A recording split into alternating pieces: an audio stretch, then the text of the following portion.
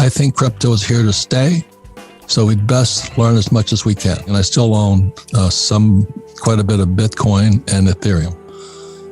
But I'm waiting for the price to come down before I buy more, take another position in both Bitcoin and Ethereum. I just want people to know that, to don't think, because I get promoted all the effing time. You got to get in on this one, or you got to get in on that one. This one's going to go to the moon.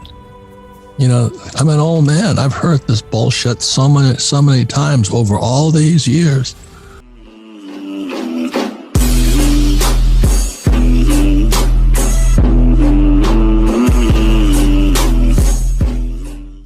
And today's a very important show because it's about crypto. And the older I get, I go, the more I don't know. And crypto is taking over the world. And I was just on my phone to my gold and silver dealer. And I still own gold and silver, and I bought a lot of crypto. But it's a very important subject that we need to be aware of. To me, it's considerable. But I had to buy it at 6,000, and then the next lot I bought was around 9,000. And I had to wait from it to, I think it hit 20,000 at one time. Then it retraced down to like 1,000. And I had to watch to see if it was going to rebound. Basically, I traded it. And today it's coming down from I don't know what, but I'm going to get ready to start buying again, but it has to go a little bit lower. So everybody says crypto is in a bear market or Bitcoin is in a bear market, but so is the stock market and so is the bond market. The other question I have as a guy who knows nothing about this field, except I have a lot of money in it, how come there's so many thousands of cryptos? I don't know much. I have an old brain, but to me, crypto is not much different than the US dollar. You just print it. The US dollar comes from debt. It's printed. I mean, it's just basically doesn't exist. That's why all these years, that's why the Rich Dad Company was formed and all that. And people don't know what the US dollar is. You know, it's called the fractional reserve system. I put in a dollar savings in the bank, and the bank can lend out 10. That's where dollars come from. It's on debt. And then there's guys like Dave Ramsey who say live debt free.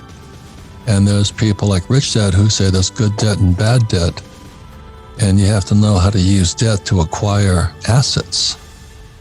So we're actually converting something that is printed out of nothing, the dollar, to create assets like real estate or gold or silver or oil. So that's kind of my old man's logic.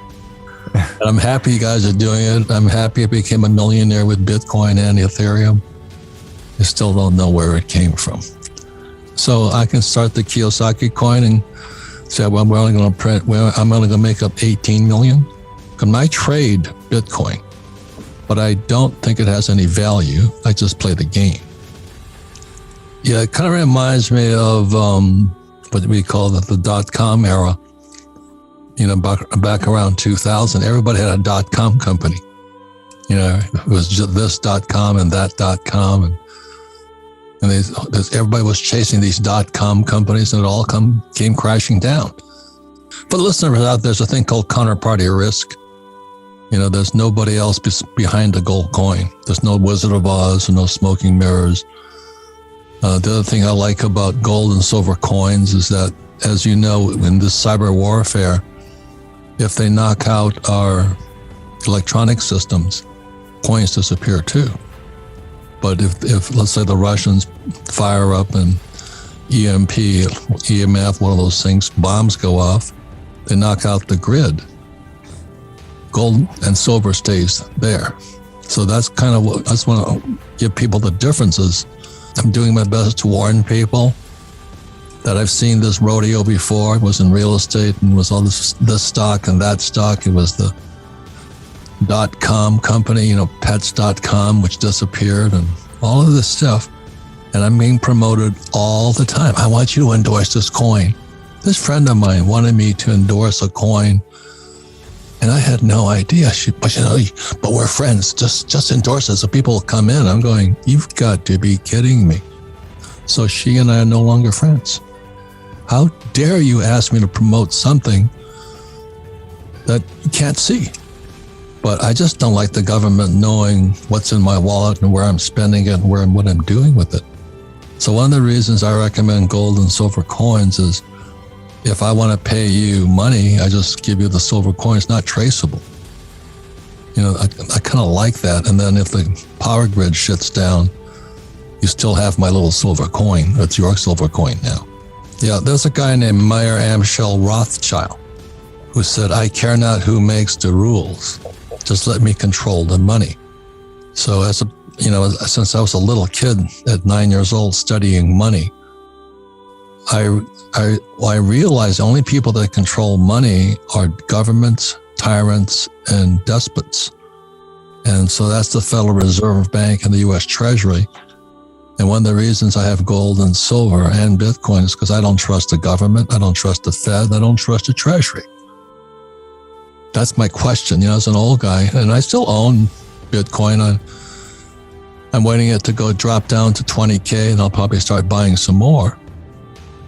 But I actually had to sell, rent from my apartment buildings. I had to sell oil, and I actually had to sell gold and silver. So there was actually something tangibly produced. And the question I'm kind of asking you, where does Bitcoin or Ethereum or Dogecoins or NFTs come from? It's the same thing as a fractional reserve system. Let's say the fractional reserve is 10.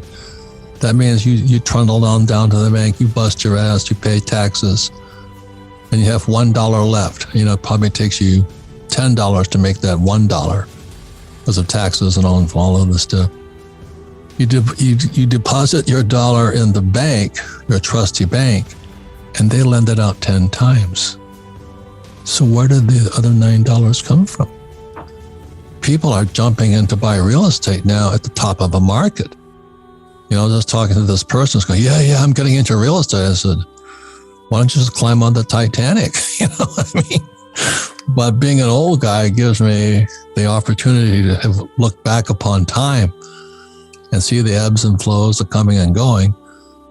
And I remember when the .com came out, there was pets.com and all that stuff. I'm going, what happened to them? So how does a person find out more? For somebody like me, it's best I not get into it because I'm not tech savvy at all.